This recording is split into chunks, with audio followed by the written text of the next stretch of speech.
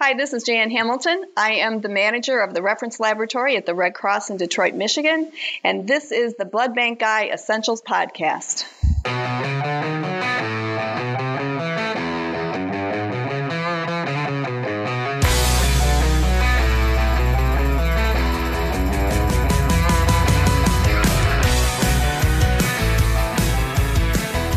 Hey everybody, welcome back to Blood Bank Guy Essentials, the podcast designed to help you learn the essentials of transfusion medicine. My name is Joe Chaffin, and I'm thrilled to be your host for today's episode, which is 102 CE. This is an episode, I hardly even know where to start with this episode. It's very exciting to me because this is an episode that gets to the core of what I'm trying to do with the overall podcast in general. When I started this podcast, the whole idea was to teach the essentials of transfusion medicine to learners everywhere. That's my motto. That's what I'm really trying to do. That's always my aim. And in this episode, I'm speaking with Jan Hamilton, who's the manager of the Immunohematology Reference Laboratory at the American Red Cross Southeastern Michigan region in Detroit, my hometown, which is, another added benefit. Anyway, this interview with Jan really gets to the core of what I'm trying to do. Jan has so much to share about some of the basics of the somewhat more advanced testing that we do in terms of helping to identify antibodies and help make blood transfusions safer. She just has a wealth of knowledge to share, and I can't wait for you to hear it. But first, this is a continuing education episode. The free continuing education credit is provided by transfusionnews.com, and Transfusion News is brought to you by Biorad, who has no editorial input into the podcast. This podcast offers a continuing education activity where you can earn two different types of credit, one AMA PRA Category 1 credit, or one contact hour of ASCLS PACE program credit. This activity also may be used to fulfill lifelong learning continuing certification requirements for the American Board of Pathology. To receive credit for this activity, to review the accreditation information and related disclosures, you just need to visit wileyhealthlearning.com/transfusionnews. Finally, don't forget, the continuing education credit is no longer available for this episode 2 years after the date it was released. In other words, if you're listening to this episode later than June 22, 2025, you're out of luck because the continuing education credit will have already expired. When you first get started in blood banking, you hear terms thrown around that can be hard to understand at times. You hear funny sounding stuff like adsorption or elution, or that someone's treating something with enzymes, and it's easy to get lost. Today's episode is designed to help you get past that, to help you learn how to speak reference lab, quote unquote, if you will, because many of these techniques are performed in advanced immunohematology laboratories that we call reference labs. Jan Hamilton, today's guest, leads one of the American Red Cross's regional reference labs in Detroit, as I mentioned, and she's here to help guide us and learn the meanings of some terms that might seem unfamiliar. Jan brings a wealth of experience and teaching credentials to this interview. She is a past chair of the AABB Immunohematology Reference Lab Accreditation Program Unit and the ASCP Board of Registry Blood Bank Examination Committee. She's also an associate editor for the journal Immunohematology, and she's the author of an incredible book that you're going to get the chance to win by doing the continuing education for this episode. That book is called Antibody Identification, Art or Science. Please stick around to the end of this interview where I'm going to tell you exactly how you can win a free copy of that book. Jan and I will also talk about that book in just a moment at the start of the interview. So let's get to it. Here's my interview with Jan Hamilton, Learn to Speak Reference Lab.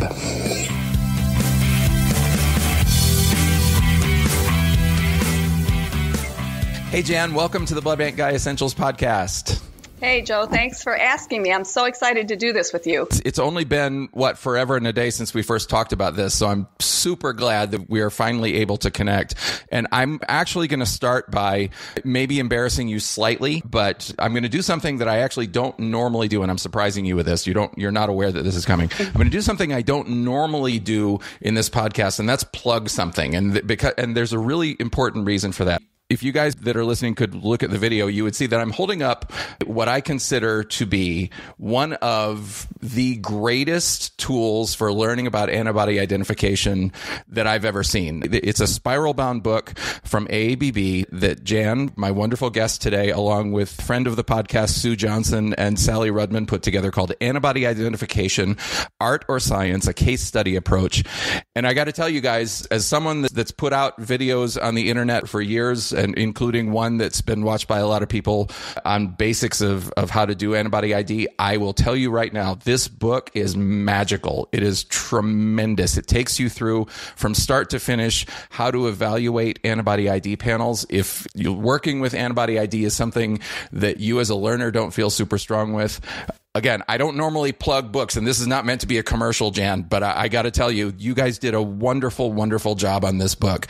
So congratulations on it. It's not new. I know it's been out for quite a while, close to 10 years, I think now. Yeah, maybe. But it's terrific. Is it really that long? Wow. Well, thanks a lot, Joe. Can you just share with us what was the motivation for doing this book? How did this book come about?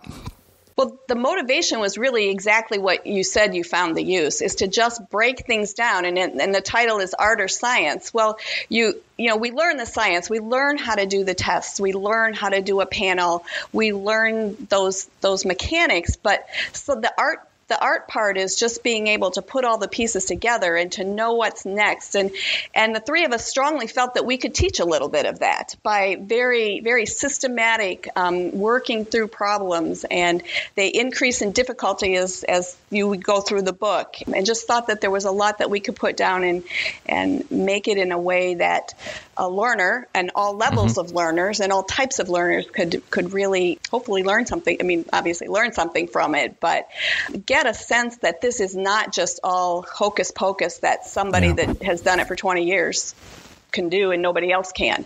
So, and I'm glad to hear that you feel that we've met that goal.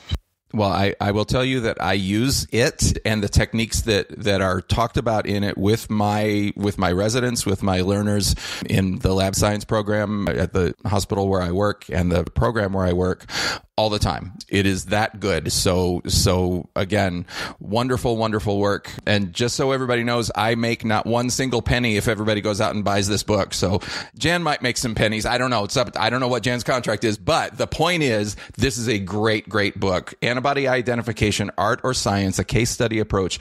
You can get that from the AABB Press. And I'm not sure if it's sold on Amazon or other places. Jan, do you know by any chance? I do not know. I've only seen it through ABB. And our companion volume, Antibody ID, Art or Science, is all auto-control DAT negative situations.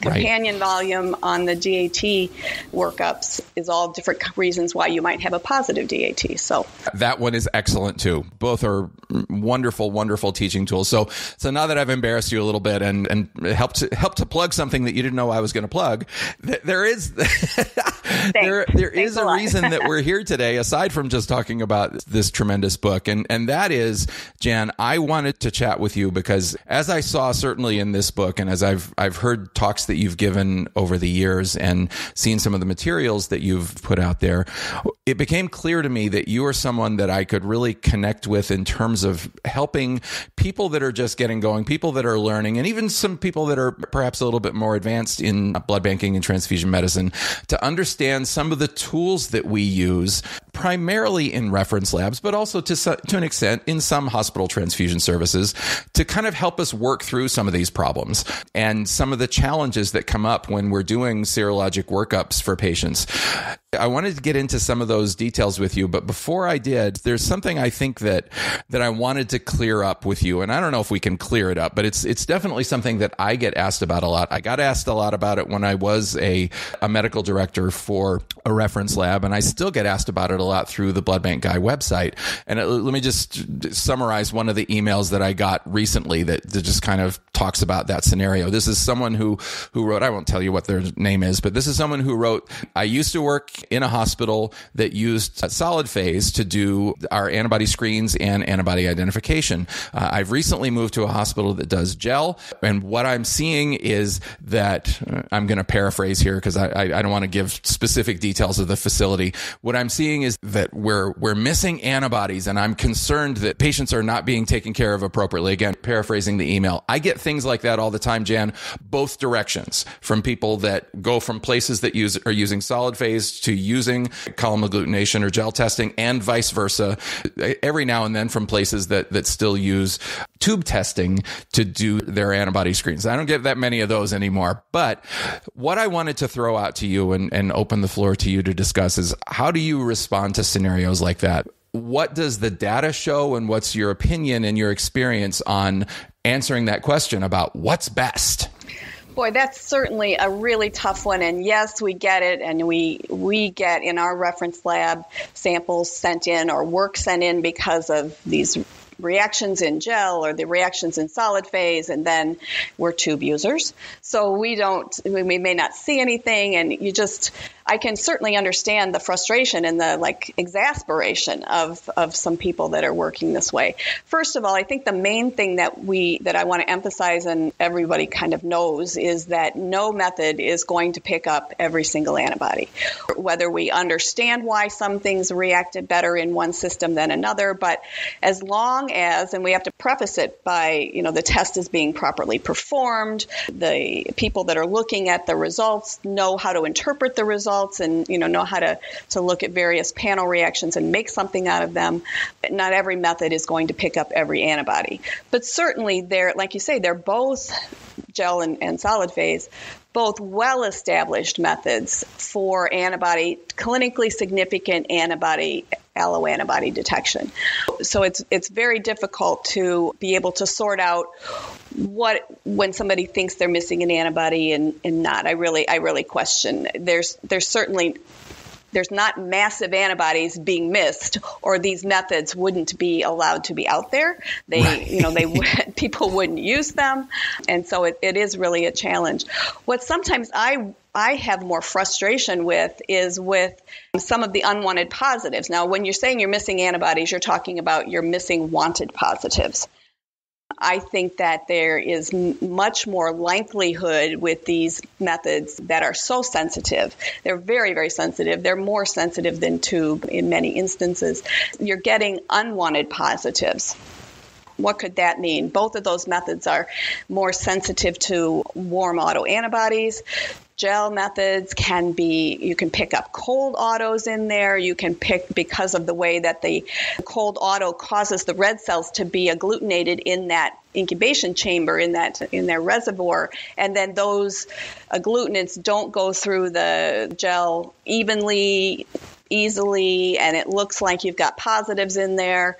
Those kind of things I think are also challenging. Things like gel because of the direct agglutination and because of the pH of the test system, which is a little bit lower than in tubes, you're picking up lots more anti-Ms, those kind of things that you may never have even seen in a tube test, and you probably don't care.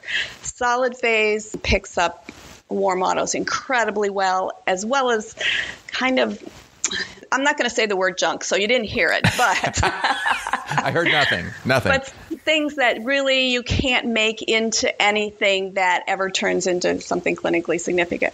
There is one exception, though, and I think you have to call that out, is solid phase is extremely sensitive to kid system antibodies.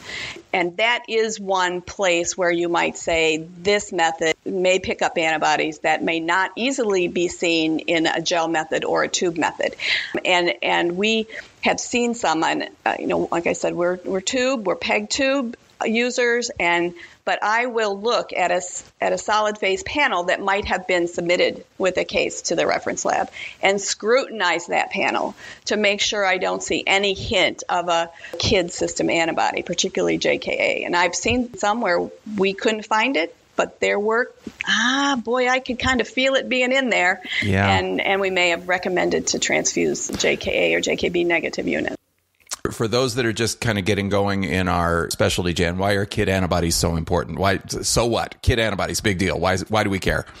Well, those are the ones that can be very clinically significant. They can cause severe transfusion reactions, particularly delayed transfusion reactions, and that's because they so quickly drop off in antibody titer. And so their detectability in different test systems may be somewhat compromised because the titer has fallen so low. But when they get exposed to, and that patient gets exposed to, say, a JKA positive unit, boom, that antibody comes right back and can cause destruction of transfused cells. And an antibody like that, the solid phase method, might pick it up just a little bit before a gel or a tube method might, actually. That's the only place where I really hang my hat on there being significant differences in what you detect in the different test methods. Well, and I think that leads to, oh, and by the way, just so you know, the silly thing that I use with my residents to help them remember kid antibodies, that kid antibodies do that, is that I'm like, okay, think about kids. What's a game that kids play? Hide and seek. That's what the antibodies do too, all the time. So anyway, yep. Just I think my silly little contribution to the world there. Okay, but Jan, that leads me to what I think is a really important question, and I'm not sure that this is necessarily as widely understood as it could be. So why if this is the case, so you get some increased sensitivity, but maybe you get some stuff that you didn't necessarily want. What has been the big push over the years for hospitals in particular to move to using one of these methods like gel or solid phase? I mean, why doesn't everybody just do like you and most reference lab I'm aware of use, tube testing potentiated with PEG? Why don't hospitals do that anymore? Well, hospitals are busy places. They're Dr. Joe. And even though it's been a long time since I've worked in one, I'm sure I could never keep up these days with doing all the testing in tubes. And so the fact that these methods allow for automation, largely, other benefits, more stability, less subjectivity to the results. The results may be more objective. The results, especially like gel cards, can be saved and re-examined by someone at a later time, a supervisory review. So a lot of the reasons that people switched to these methods, yes, some increased sensitivity, but a lot of them had to do with workflow and effective use of personnel time and just being able to keep up with the workload in their hospitals in these days. So there's a lot of other reasons besides they were afraid they were missing antibodies back in the day. I think that's 100%. I'm right there with you. That is definitely the motivation in the places that I've worked that switched from tube to one of those two other platforms. There was no question about it. The automation is a big thing. The ability for someone to later review someone's work is another really big thing that we saw. It's kind of tough to review something that, I'm going to use a blood banker phrase, Jan, get ready. When a technologist looks at something and says, well, it looks a little scratchy. It's kind of tough to review that later on, right? Yes, it certainly is. Even moments later, somebody says, oh, what do you think of this? I'm like, well, it looks okay to me. I would need to see it coming off the button, all those kind of things. There's just, hemagglutination certainly is a gold standard, but there's just so many, you have to perform it exactly well, and there's a degree of subjectivity to the readings. So I can't quite leave this until I ask you about one last thing. And again, I think this is just so important because in my experience, I've seen a lot of this, and I'm guessing you have too. The scenario where a hospital has a positive on one of those two platforms, gel or solid phase, they send it to you in the reference lab. Your lab works it up using the platform that you primarily use, as you said, tube with PEG. And you don't see anything, and you're not seeing anything at all. How do you handle those conversations with hospitals that say, wait, what? How is that possible? Boy, that's such a challenging one. We have to reassure them that our tube PEG testing is being done. It is a sensitive test for detecting clinically significant alloantibodies, and that we feel confident in the training and abilities of our techs to do that test well. You also have to look at things like, what's the patient's history? I mean, have they just been transfused maybe 2 or 3 or 4 weeks ago? How likely is it that this really represents a change in their immune response that you're picking up? Have you seen this patient before? What's going on with them? What's their diagnosis? What's their medication history? You really look at all of those things to evaluate whether the more sensitive test methods might be giving you a hint of something that you need to watch. Yep. Okay, yep. Right now I don't see anything in my tubes, my PEG tubes, but let's keep an eye on this patient and see whether it's got that reactivity you see in gel or solid phase is going to turn into something. It's a challenging one, and you can't, they saw what they saw, and that's what you start working with. For the listeners that work in reference labs, I think it's so important not to, what I always used to tell the people that worked with me in reference lab world was, never minimize what other people are seeing. Never say, well, we're the reference lab, you must be wrong. That's not the message that we want to send. And I think what you just said, a cooperative message of let's watch this patient together and let's evaluate the whole big picture is such an important tack to take. It's easy to get into where the reference lab, what the hospital did must be wrong type of attitude. I'm not suggesting you guys have that, Jan, but I think it's easy to kind of get lulled into that. And, as you said, they saw what they saw, and looking at things collaboratively moving forward, I think is massively important. So I like your approach. Good. It's served us well. It's still frustrating for both sides, definitely. Right. It's frustrating right. on the reference lab side also. Yes, agreed. It is not a fun situation for anyone when that happens, for sure. Okay, well, Jan, thank you for your thoughts on that. I really appreciate you kind of walking us through that. I wanted to, for the rest of our time together, just take a little bit of a tour through some of the things that reference labs do primarily. And I will grant that some larger, more complex hospital transfusion services will do some of these tests as well, or some of these techniques as well. But I wanted to just kind of walk through some of them with you to take a little bit of the mystery out of them for people that are just trying to figure all this out.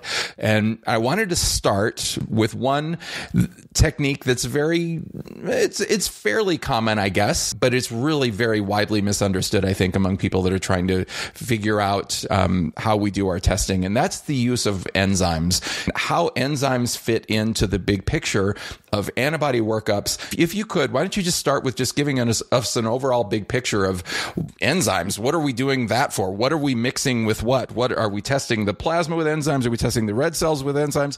How do we go about doing this? What's the purpose? Okay, so when we're using enzymes in our serologic study, what we're doing is taking fairly common proteases, usually Physin or papain. Both of them are commercially available as individual enzymes, and also manufacturers, in some cases, offer a pre-treated panel. So you can purchase your panel untreated and treated. And so the enzymes have actually removed a lot of the negative charge, the sialoglycoproteins, off of the red cell. And that takes a lot of the negative charge off the red cell. Well, what's the negative charge for?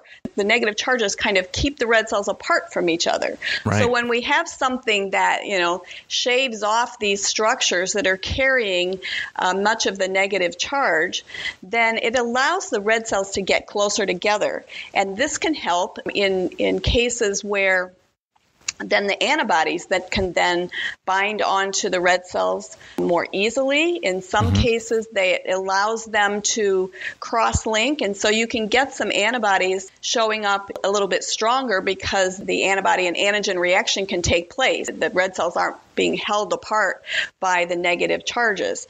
We see this a lot of benefit in the tube test, because then we can actually make some antibodies agglutinate that normally only react by the indirect antiglobulin test. So that's a benefit. That's a benefit to tubes, but it's still, it can enhance reactivity of some antibodies. Antibodies in the Rh system, the KID antibodies, other antibodies that you may not want so much, like Lewis's and P1s, cold autos, all of those things can be enhanced on those enzyme-treated cells.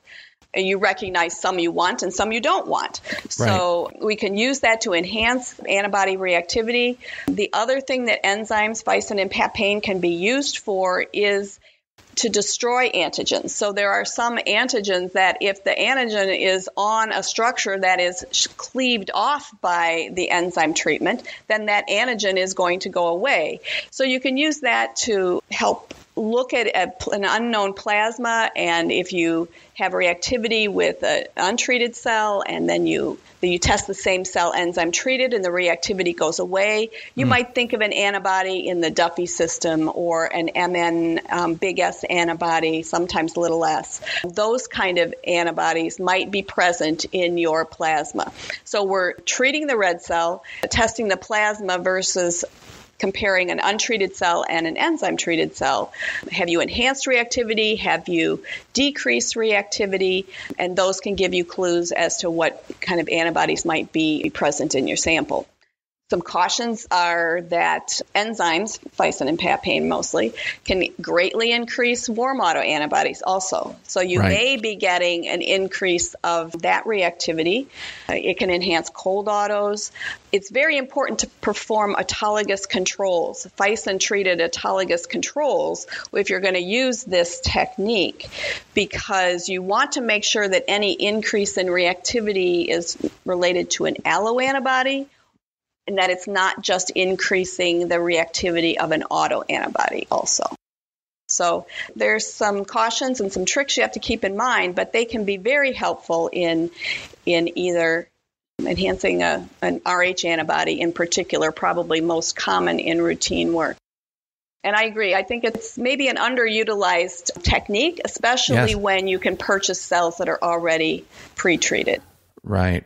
Just to kind of reemphasize, we're treating the red cells with these enzymes, and we're anticipating some fairly predictable impacts on different blood group systems, as you mentioned, some enhanced, some decreased, maybe some like Kel that don't do anything, but you know, some variations there that can help us sort out. Am I hearing you correctly that one of the places that you use it often is when you have multiple antibodies and you're trying to kind of gauge the pre-enzyme and post-enzyme to see which goes up and which goes down? Exactly. And kind of seeing, does the reactivity go away? And then you think Duffy, MNS systems. Is it enhanced? You think Rh system very frequently, KID, as long as it doesn't look like all of a sudden everything's positive and you've enhanced maybe a cold or warm auto.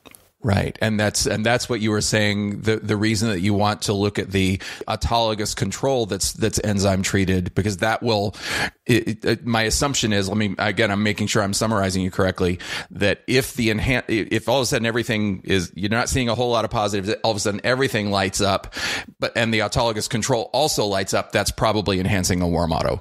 Exactly, or cold. It's just giving you a point of comparison to evaluate what's happening if you get increased reactivity with your enzyme-treated cells. Well, and when Thanks for clarifying.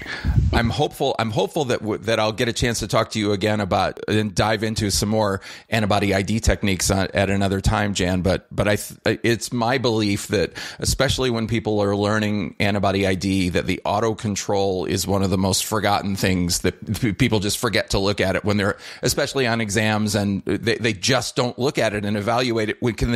And there can be so much useful information there. Oh, I totally agree. And we could do a whole episode on the value of the auto control and what you can get out of it and how you compare it to a DAT to understand what it might be actually going on. So yeah, let's talk about that in the future. All right. I'm marking a note to self. Talk to Jan about that later on. So I'm going to hold you to that. All right. So enzymes, thank you. I think that really helps. In the interest of time, let's move on a little bit and talk about another technique that reference labs use a lot. And I think it holds a lot of mystery to folks in most transfusion services, and that is adsorption. They hear us talking about things like auto-adsorption and, oops, we can't do auto-absorption, we have to do allo-adsorption, and their hair catches on fire because they're not sure exactly what we're talking about. So let's just kind of run through it a little bit from the start. What's the basic overriding principle with adsorption? What are we trying to do when we say we need to do an adsorption? So an adsorption is used to take an antibody out of the plasma. So adsorption means that you have let's say a solid, and you're going to stick something to it. So we have our red cells, whether they're the patient's own cells in an autologous adsorption or someone else's red cells in an alloadsorption, and we're going to mix the plasma that contains an antibody in it that we want to get out of that plasma. And so we mix that red cell sample and this plasma together, and we want an antibody. Hopefully it's one we actually know what's going to happen, but we want something to get stuck onto that red cell because it's an antigen-antibody reaction. And so you're coating a red cell with an antibody from the plasma. Mm-hmm. And then if we centrifuge that mixture and take off the supernatant plasma, the adsorbed plasma, we would hope that antibody is gone.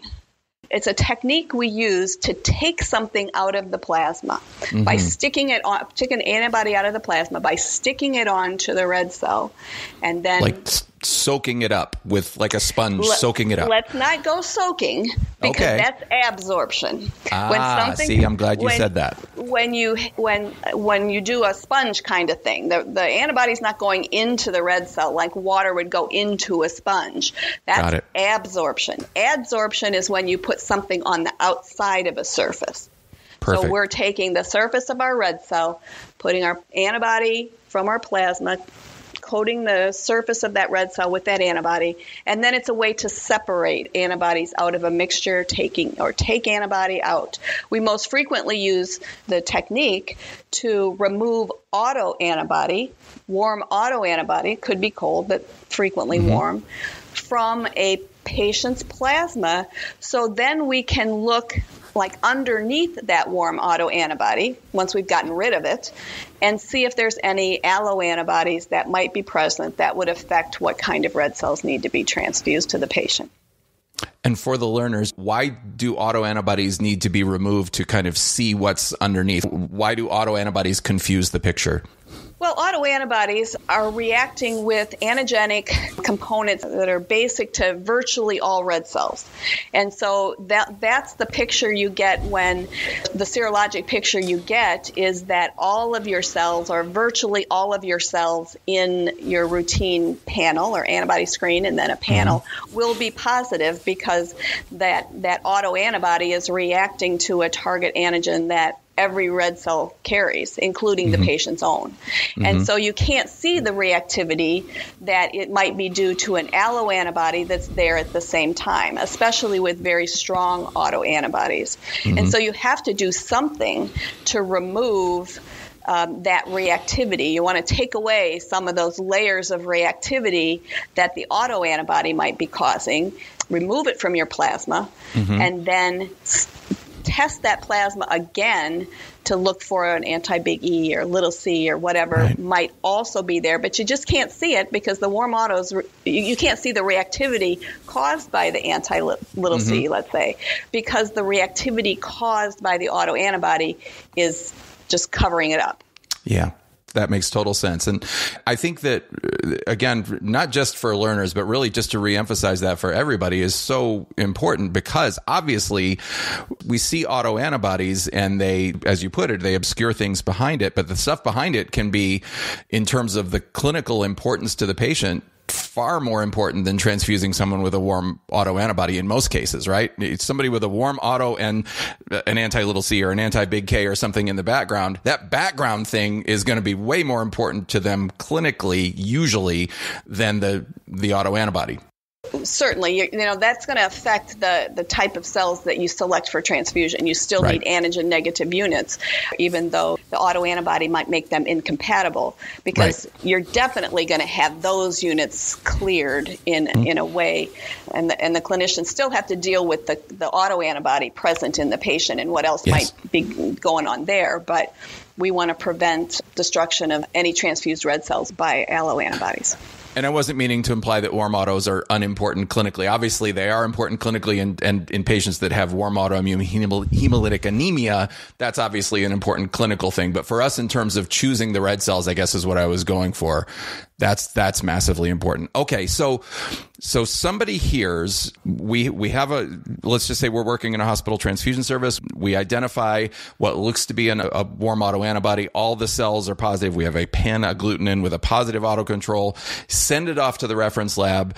From there, I think, from the hospital perspective, things can get a little mysterious, and they often are wondering, well, why the heck does it take so long to do these adsorptions, for crying out loud? So can you just high level walk us through what does a reference lab have to do an adsorption? And further, as part of that, how do reference labs decide whether they can do an auto adsorption versus having to do an allo adsorption?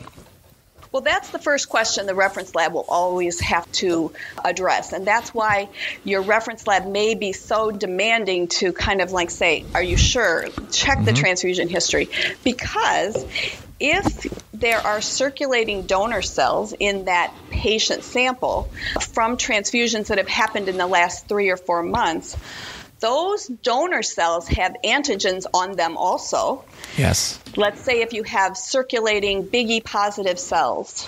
So you've got your autologous cells, you've got circulating donor cells that are big E positive, and let's say your patient has a warm autoantibody and an allo anti-big E. Mm-hmm. Okay, if I do an auto-adsorption, air quotes here, because It's really not autologous cells, it's a mixture of donor cells and autologous cells. If I put those two pieces together, the donor big E positive cells could actually bind the allo anti-big E that's in the patient's plasma, as well as binding the autoantibody. So the autologous cells will never bind an alloantibody. That's by definition. They're always antigen negative.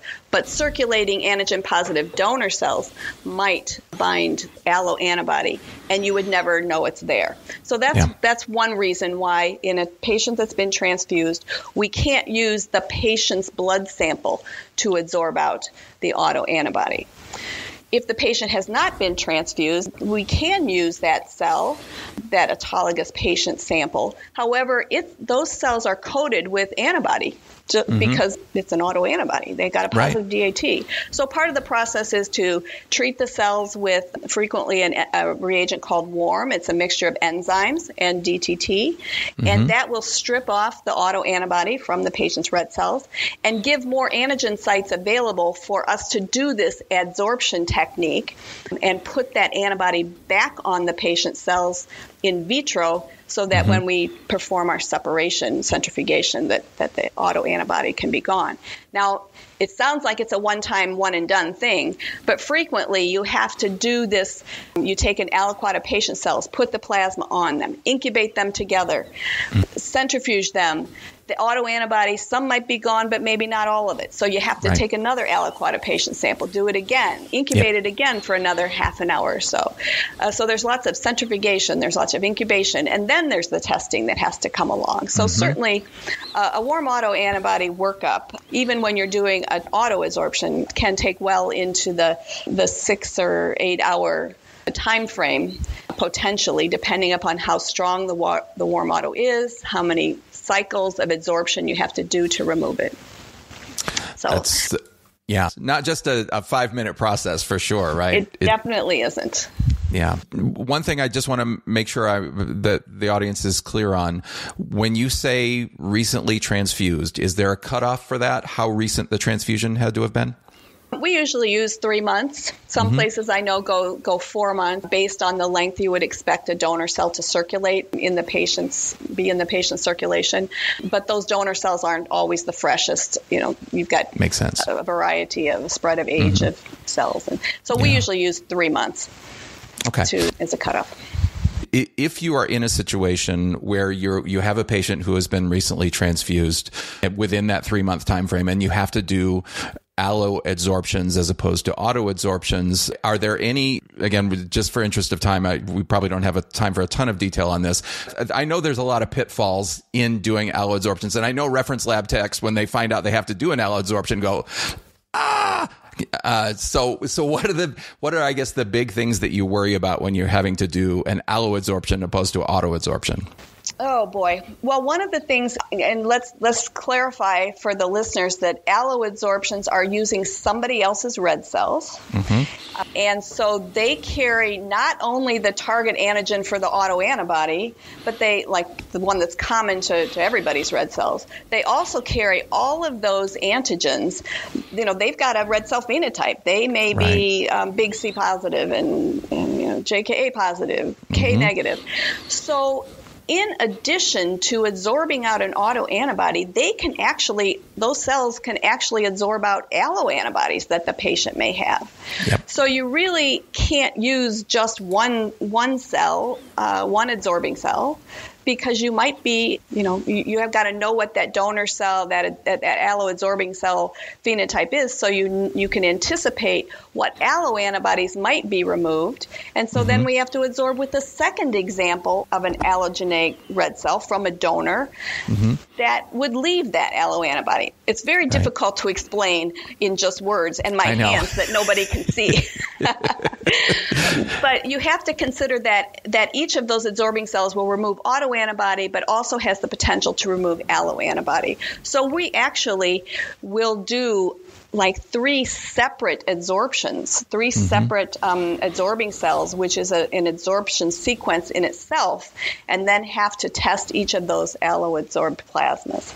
Right. For people that are learning, the take-home message is it's not something you're going to get within a few moments once you send it to the reference lab. It takes a while, especially in a recently transfused patient. It's a process. And in the we didn't even get started on the interpretation, which is challenging mentally as you do the gymnastics of this antigen is on these cells and this isn't.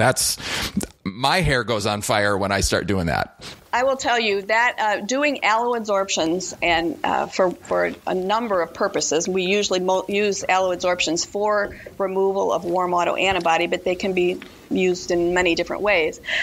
That process is the absolute last thing that I teach reference lab techs, is because your brain will explode otherwise. And you might lose them during the training if you teach it first. Yes, exactly. Okay. Well, so thank you so much for that, Jan. Let's move on and talk about another really big one. And it's a technique that kind of often goes along with adsorption, but that people, especially as they're learning, have a tendency to mix up. And that is the wonderfully named, I love saying elution. Elution just makes me happy to say it. I don't know why. I'm silly that way. But what about elution? How does elution fit in? How is elution different from adsorption? Well, I'd have to say they're as different as night and day, because adsorption is putting something on a cell, a red cell, and elution is taking something off of a red cell. So we use this in the hospital setting. It would be most frequently used if patient has a positive DAT, and then you say, well, what's causing that positive DAT?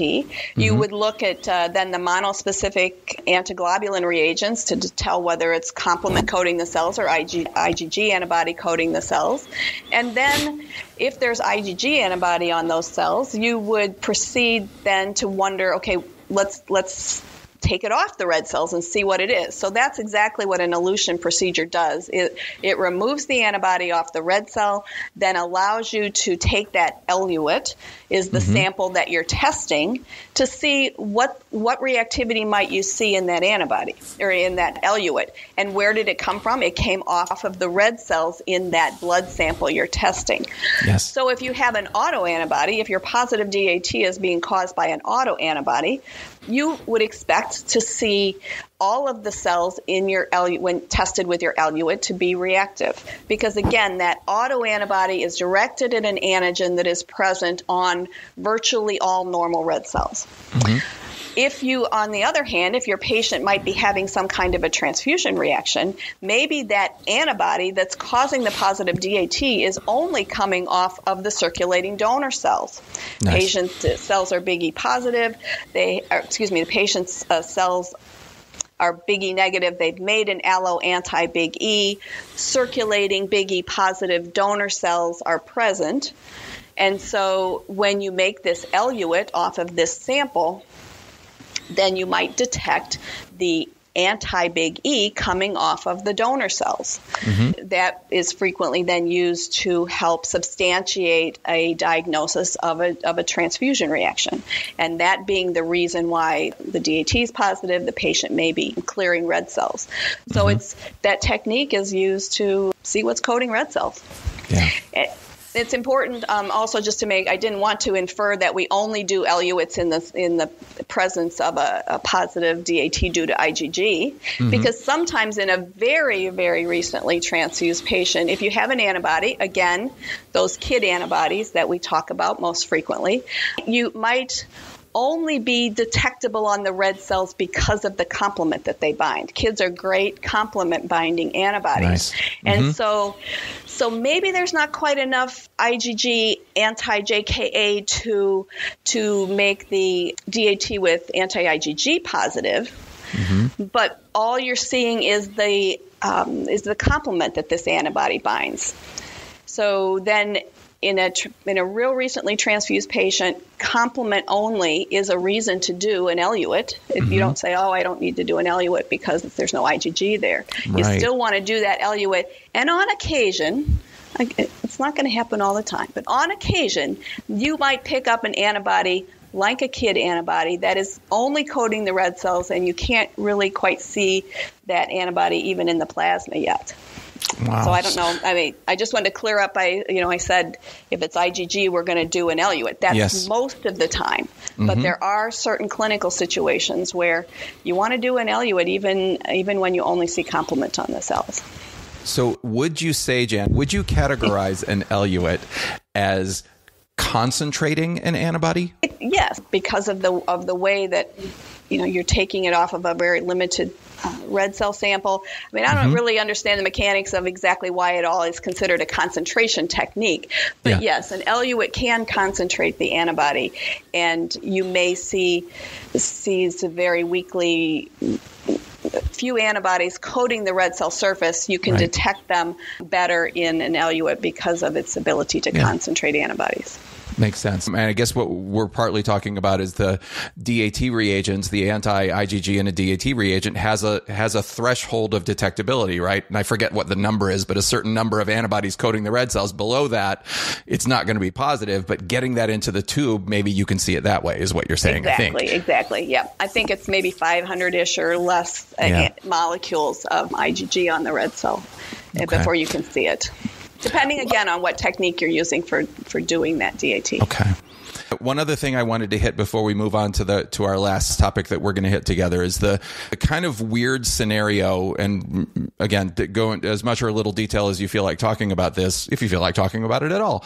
But what about the scenario where you have a positive DAT, and say it's positive DAT with IgG, but the eluate is negative? You talked about before the DAT is negative for IgG, but maybe you find a KID antibody. What about that confounding situation where the DAT is positive with IgG, but the eluate is negative? What do you make of those situations? Again, it could be a concentration, but there's a lot of other things that can stick to red cells besides blood group antibodies.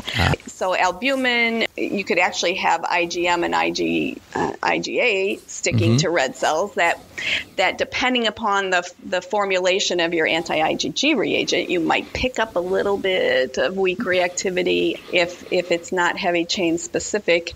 But there are many things that can stick to red cells in vivo that you will not recover in an antibody, or not recover in an eluate. And that's informative. That's informative in itself, I think. Okay. So obviously possible, and it's something we at another time could go into greater detail on. But I do want to hit this one last thing, and I know you wanted to make sure we talked about this, and I think especially because in recent years we've seen the rise of medications like daratumumab. We're seeing a whole lot more use of DTT, dithiothreatol, in reference labs and in hospital transfusion services. I'm seeing a lot of hospital transfusion services that over the last few years have said, okay, I got to figure out this DTT thing. How do you make this? How do you get it? What do you do? So why don't you walk us through, Jan, a little bit about DTT, and if there are any other substances that act in a similar way to DTT, why are we using those, maybe both historically and nowadays? Great. So DTT is one of my favorite blood bank tools because there's so many ways you can use this chemical, I'll tell you. And let's just get right out of the way. I'm only going to say DTT, but there is another chemical that I'm not going to say except in its abbreviation. Because it's like that long. It's like super long. 2-AET. And I was really going to try hard to learn how to say it just for you, but I didn't. And so understand that DTT, dithiothreatol, and AET, you can take the information about them pretty much interchangeably. AET smells worse than DTT, and DTT smells bad enough. But I'm just going to be talking about DTT, and if you are an AET fan, you can substitute things there. There you go. So DTT is what we term as a sulfhydryl reagent, and it's pretty indiscriminate. What it does is it every time it sees a disulfide bond, it breaks it. Okay, then that's all DTT does. Now, there's many places in what we do where these bonds might exist. So we can use DTT to destroy antigens that are on red cells. We would take a test red cell, treat it with DTT, and any of the antigens that rely on, or any of the structures that rely on disulfide bonds for their conformation, like KEL system antigens. That's a big one we think about. There's some other blood group system antigens, Cartwright system antigens, that require these disulfide bonds to be intact for the antigen to have its shape, and therefore the antibody react with. So if we DTT treat red cells, we make those antigens, we destroy those antigens, and the antibody can no longer react with it. Another compound on the red cells or structure is CD38. And we know that's the target antigen for the different DARA reagents, daratumumab. And so that's really where the use of this and the awareness of this reagent has just skyrocketed in the last 5 to 7 years, is because this circulating anti-CD38 is going to react with every red cell, basically. And if we take these red cells and treat them with DTT, then we're destroying the CD38 antigen on the red cells. And we can then mitigate this anti-CD38. We make it so that it doesn't react, so that the red cells aren't going to react with it any longer. We're not actually changing the antibody. We're changing the antigen on our test cells. And then we can go ahead and use these treated cells to detect many, but not all, of the antigens that might be directed, that a patient might have antibodies directed at. And most notably is the KEL system. All of the KEL system antigens are destroyed by DTT treatment. So that's why in either a reference lab report or in the hospital, when you're doing this, if you're in a hospital that you're doing this treatment of the red cells, you always, unless you know the patient is K positive, and can't make anti-K, you have to transfuse K negative red cells, because you will have destroyed on your antibody screen or your panel cells, you will have destroyed that K antigen. At least one of your cells on your screen is always big K positive. You will have destroyed that antigen, and therefore those cells will no longer detect an allo anti-K that might be in the patient's plasma. So that's the caveat of using those DTT treated cells. One thing about DTT is it's not commercially available as a prepared product that I am aware of.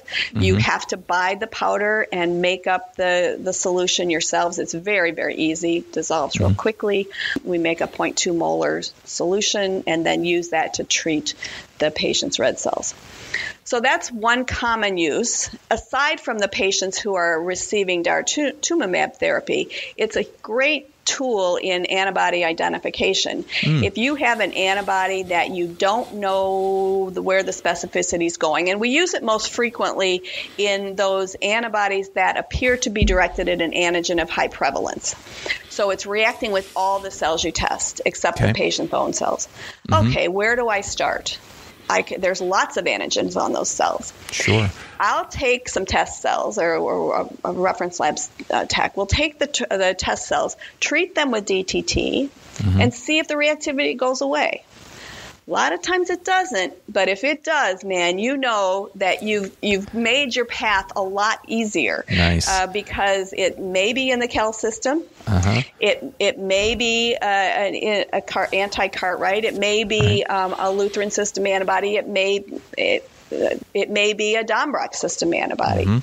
So out of all of our blood group systems, we've narrowed it down to just a couple that we might begin to work with. It's frequently paired in the reference lab setting. We'll take cells and we'll treat them with DTT, and we'll treat the same cells with enzymes, because we spoke earlier about those antigens that might be destroyed by enzymes. There are some others that are of high prevalence that can be destroyed. Some of the Gerbage system and, I'm blanking right now, but Cartwright is also destroyed by enzymes. So you put together the information from DTT-treated cells with the information from your Physin-treated cells, and at least it can give you a guidance of a path to go down to resolve this potentially very difficult antibody identification. Nice. So that's a good, probably one of the most common uses of DTT in either a hospital setting or in the reference lab setting. Jan, honest to goodness, I can't believe how the time has flown. I'm fascinated with the stories, with the explanations, and I just so appreciate you taking the time to help all of our listeners understand a little better some of these special techniques. And I am so looking forward to connecting with you again and doing a little bit more discussion about antibody ID, because there's definitely more that we could talk about. So again, thank you so much for doing this. And my pleasure. There's so much to talk about. It's so fun. Thanks so much. Talk to you later.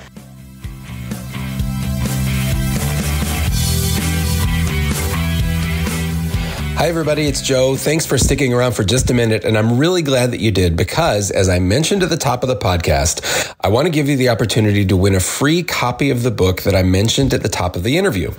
This book is called Antibody Identification, Art or Science. It's written by Jan and two of my other favorite authors in transfusion medicine, Sue Johnson and Sally Redman. And this is it's just a tremendous book that will help you learn so much about antibody identification, especially if you're someone who's just starting to learn about it. It's a really, really magical book, and I'm thrilled that AABB Press and the AABB, as well as working with Transfusion News and WileyHealth.com, are offering this book to you absolutely free for at least two of you. We're going to do a drawing, and that drawing is going to happen on Friday, July 14, 2023. That's Friday, July 14, 2023. You may ask, how can I get this book, Joe? How can I enter this drawing? Well, the great thing about this is that it's just really, really simple. All you have to do is go to wileyhealthlearning.com/transfusion news, which is where you normally go to get continuing education credit, and go ahead and do the continuing educational module for this particular episode, 102 CE.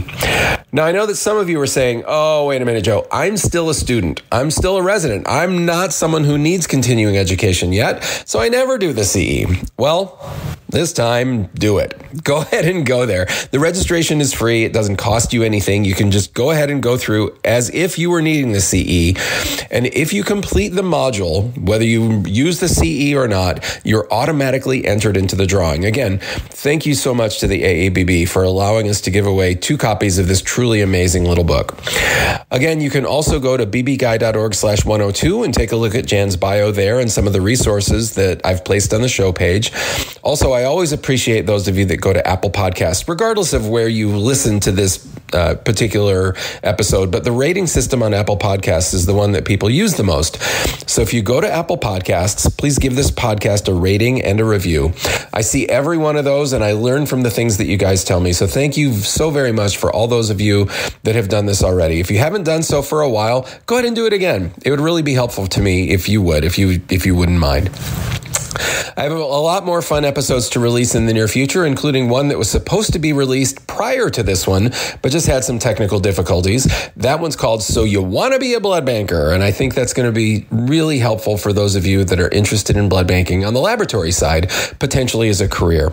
So a lot of great stuff coming. That one's coming very soon. I can't wait to share all of that with you guys. But until then, my friends, I hope that you smile, have fun, tell the ones that you love just how much you do, and above all, never, ever stop learning. Thanks so much for hanging out with me. I'll catch you next time on the Blood Bank Guy Essentials podcast.